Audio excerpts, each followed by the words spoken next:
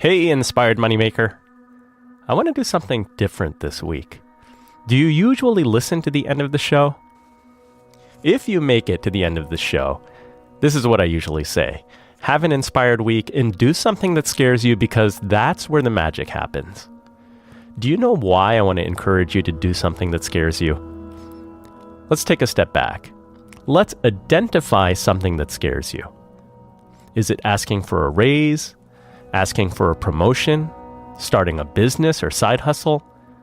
Maybe it's writing a book or a relationship that you wanted to have. If fear stopped you, you can stop the fear because you can feel the fear and do it anyway. Whatever the reasons, we all have limiting thoughts. We may worry about what other people think. We may fear failure. All right, let's stop this music. Let's go with a different tune. Okay, that's better. So I want to share a personal story with you, and it's not money related, but I enjoy playing guitar. I don't know why, but I feared playing in front of people. It scared me to death. My heart would race, my hands would shake, my stomach would be in knots.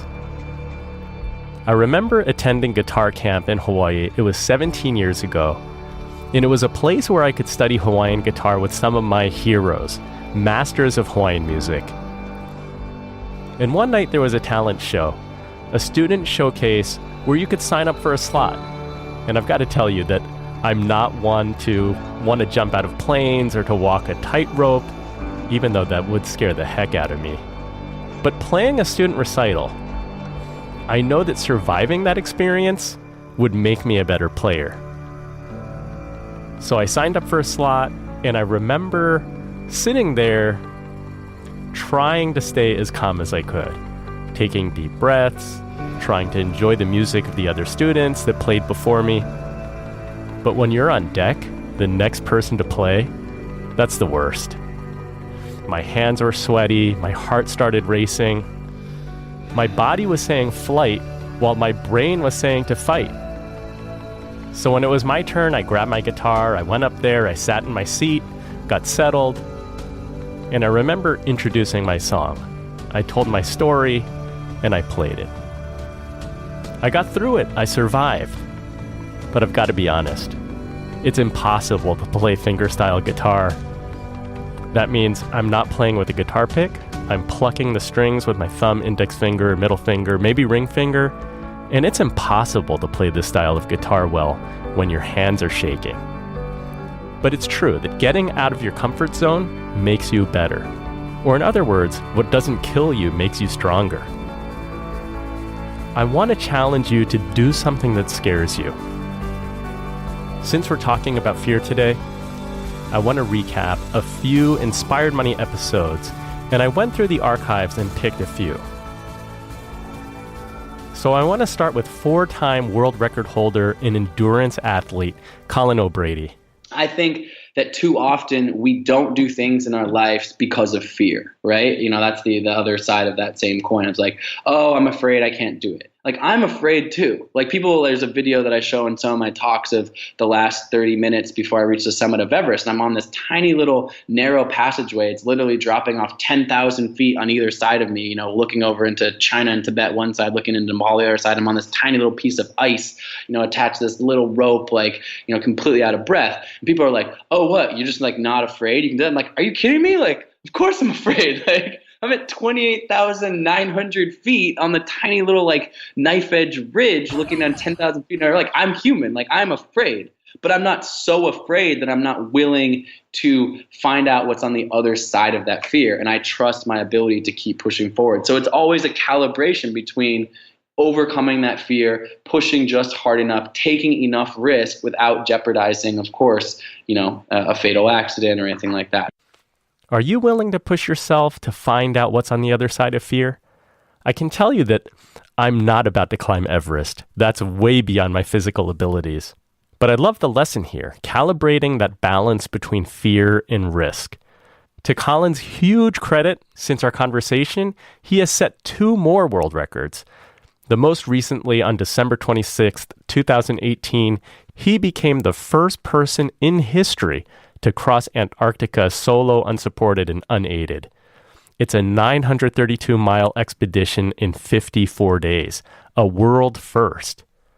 If you haven't listened yet, check out Inspired Money episode 17, and then go to ColinO'Brady.com to read more about what Colin's up to today and the great work that he's doing at his nonprofit, Beyond 7-2. Sometimes it's best to accomplish things when you're young because you don't even know fear.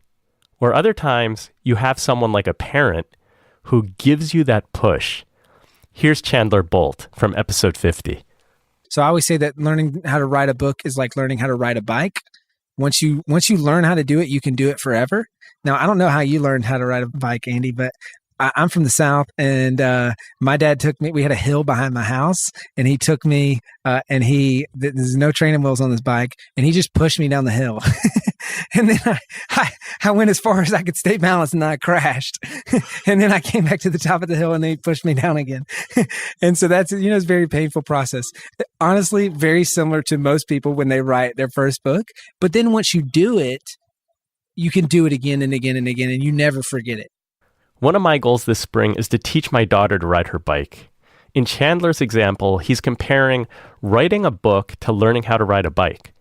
The process of learning can be painful, but once you learn the skill, you can do it over and over again. This is the power of doing something that scares you, but not just doing it, conquering it. Here's Golden Globe-nominated actor Linus Roach talking about pressure. It is challenging. I've just started on a TV show, Homeland, last week. And, there I was, first day back on the set, and producers are there. And suddenly it's like, wow, I got to deliver. And your mind's going like, whoa, did I do that good? And you've got to stay cool, you've got to stay calm, and you've got to deliver. But then that's my job. That's what I've learned to do. And I heard this quote. I was watching the US Open the other day. And they quoted Billie Jean King saying that pressure is a privilege. And I thought, what a great quote. Because I sometimes used to see pressure and balk in the face of it and step back. But now I actually see, no, if I've got pressure, then it means I'm in a privileged position to be under pressure that can make me rise up and do my best, under that pressure. And because of that pressure, and even sometimes now, I actually like a bit of pressure. It's right. I love that. Yeah, you need it. Otherwise you don't, or it doesn't actually get you up to do what you need to do. So, I'm not talking about stress. That's different. I think stress is something else. I'm talking about healthy pressure, which is to do your best, be your best, and, deliver. It gives you a sort of focus. It drives you, yeah. Right. It drives you to perform even better than you thought you may have been able to. Absolutely. And that's where excellence lives, I think, often. And that's what I still look for in the art of acting and the craft of acting is you do a lot of work, you do a lot of study, you do a lot of research, you actually, you learn what you need to do. But in the end, the talent, or if you like, the execution of it lies in, can you just let all that go and can you just really live it? I love this. Pressure is a privilege. We have to embrace the pressure. Use it as a tool to excel and rise to the occasion.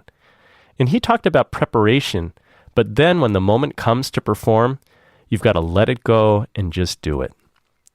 I'm not sure what your favorite episodes are to listen to. Is it listening to an entrepreneur who is building a business? Or is it someone who has a side hustle in order to work toward financial freedom?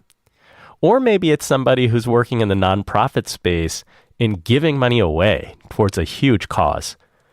Well, I've had the opportunity to interview a number of entrepreneurs on this podcast who, more often than not, appear to be fearless. It takes a special breed, or maybe it just takes a lot of practice doing things that scare you to develop and strengthen that muscle. Here's one of my favorite stories from Amy Jo Martin, who founded a digital agency and social media company working with clients like Shaquille O'Neal, Dwayne "The Rock" Johnson, and others. I was on the team plane with my boss, who was not a big fan of mine at the time because I had been doing all these things and not asking a lot of permission, we hadn't left yet. It was the team plane, and my boss and I were joining this trip to go. The team was going to play the Lakers. We were headed to LA. The plane hadn't taken off yet, and we were in the way back of the plane with our marketing partners. The reason we were going was to entertain them and take them on this trip. It's like a perk. Sometimes when you are sponsors of a big sports team like that, you get to travel with the team and go. And I got this text message from Shaquille, and he was sitting at the front of the plane, or near the front. And he said, "Can you come up here? I need help. I have a question about Twitter or something." And I thought, no way, I can't go up there because I'm on thin ice as it is. And if my boss sees this, and there were other executives on the team or on the plane too, this is not going to go well. I'd probably get fired. So I sunk down in my chair and just pretended to ignore the text message. Well, he's a pretty persistent guy. And so he stands up at the front of the plane and literally looks back at me and waves, "Get up here." And I thought, oh my gosh, I don't think I'm going to be headed back on the team plane from LA. I'm going to probably have to take a Southwest flight home because I'm getting canned today. And so I climb over my boss and walk up to help Shaquille. I walk up the aisle and he had some simple question that I answered, and he gives me a big high five as if I had, done something huge, and it wasn't that big of a deal. But he then proceeded to tell all the players around him, his teammates, "You should hire her. She'll help you with your personal brand online, and look at this amazing Twitter stuff." And he knew the potential for it too, with endorsement deals and, building his brand. And I said, "Shaquille, they can't hire me. I work for the team." And he just kind of looked at me like, "So?"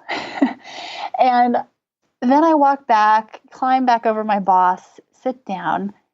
And as soon as my butt hits the seat, my boss turned and looked at me, and she said, "You know what, Amy Jo, you're a renegade."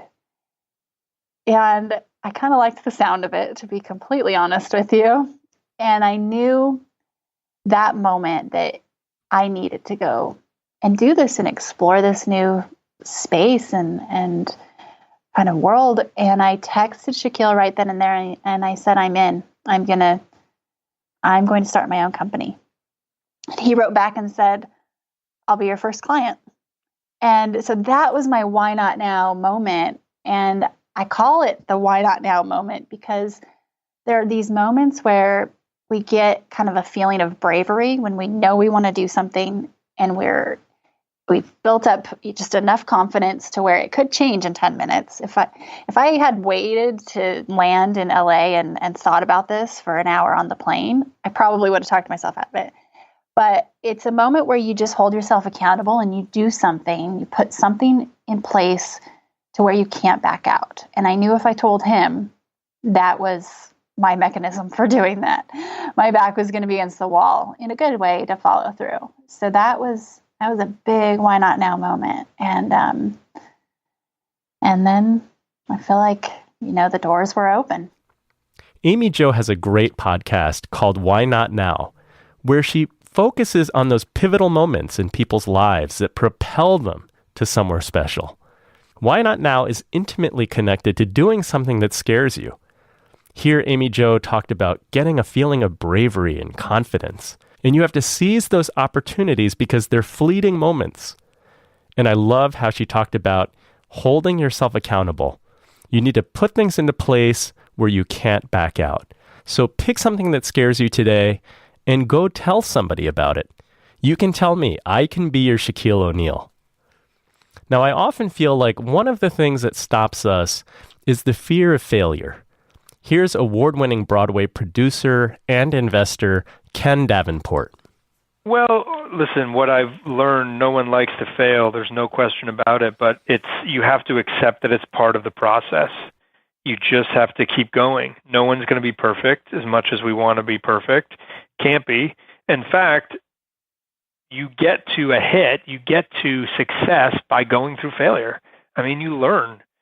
You don't learn how to walk by just standing up and walking. I have a 6-week-old, so I'm thinking about this a lot lately. And when my daughter starts to try to figure out how to walk, she's going to fall on her butt like crazy. And the same is true in business. You're going to fall. You got to be prepared for it. You got to tackle business just like a 1-year-old try to tackle walking. I don't care. I'm going to fall on my butt. My diaper's there. It'll protect me a little bit. So just keep on getting up and go because you really, really want it that bad. You have the tenacity of a child. You will get it. You will get it. You just got to keep going. Yeah, congratulations, by the way, on the birth of your daughter. That's very exciting. Thank you. Do you think you handle adversity different today than you would have 10 years ago? Yeah, the interesting thing is it's sometimes harder to get through failure after you've had some success because it feels like there's more to lose. You have more of a reputation. You have more eyes on you. When I was a kid just starting out, no one cared. No one was watching me, right? I just did it.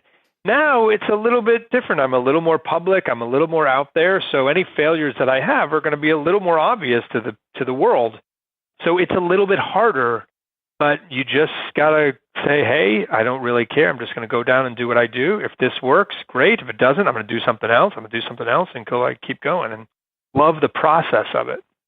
Just have to keep going. Even in those down moments, you just have to say, I love, it's all about loving what you do as well. And I'm very fortunate to love what I do. So I couldn't see myself doing anything else. So just go for it. So we're all going to fail. It's inevitable. Ken shares an interesting perspective here that it's actually harder to experience failure when you have more to lose. Even still, it's about exercising that muscle and embracing the process. It can lead to amazing outcomes. Screenwriters also fail a lot. It's no coincidence that I have 3 show business people here. Here I've got a clip from Zach Penn, who worked with Steven Spielberg on Ready Player One.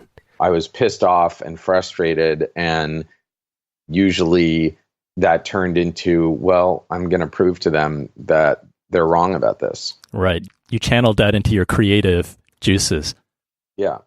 It's lucky that I have that facility. I don't know that I don't know why that's the way it comes out, but generally it does seem to happen that way. It doesn't seem like that at the time. When I go through one of these frustrating experiences, I feel like everybody else. I just feel like I can't believe this was supposed to be my home run, and instead it was a triple play, and I get, it's hard. It's a very hard thing to do. But the other thing is, if you go through it a bunch of times, which I've been through it many times now, so it's a lot easier for me.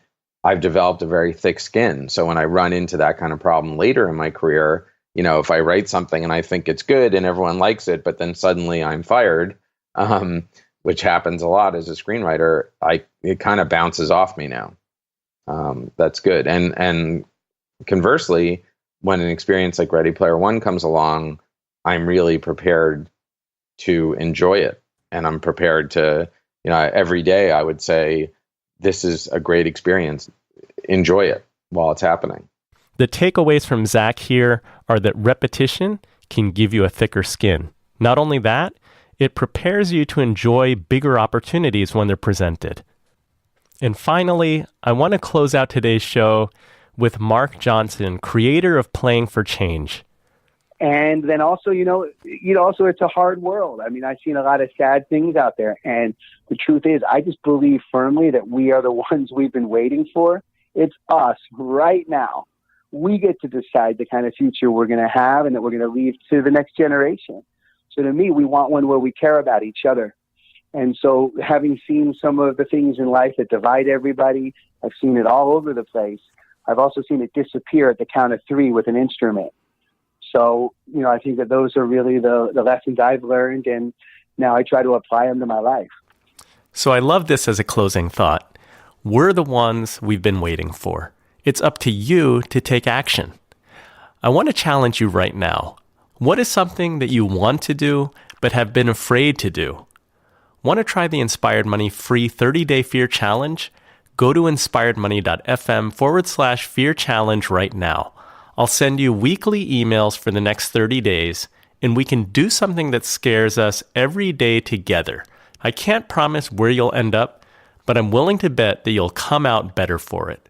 Reply to the email with your mailing address, and I'll also send you a pin that says, "Do one thing every day that scares you." Be like my friend Karen, who after I gave her the pin, she tried ziplining for the first time. It was awesome. Tweet me at Runnymede Cap, that's RUNNYMEDECAP, Runnymede Cap, or go to inspiredmoney.fm/Facebook to the Inspired Moneymakers private group. I want to hear from you. I want to be your Shaquille O'Neal. Put things into place where you cannot back out. And I want to see what you can achieve and where this can take you. And back to my story, let me tell you that since that student concert in Hawaii, where I felt like I was going to die, again, that was 17 years ago, whether it's for your job or your hobby, committing to do something that scares you every day will take you to places that you never thought were possible. Since that student performance at the camp, I've performed at Kennedy Center, Jacob's Pillow, the Highline Ballroom in New York City. I played a private party for Christy Brinkley. It has been an unbelievable ride. So I want to leave you with a quote by marketing guru Seth Godin. He says, "If it scares you, it might be a good thing to try." I'm going to close today's episode with a song that I co-wrote, and it appears on my very good friend Darren Leong's album, 5 Years and Many Miles. Until next time, have an inspired week, do something that scares you, because that's where the magic happens.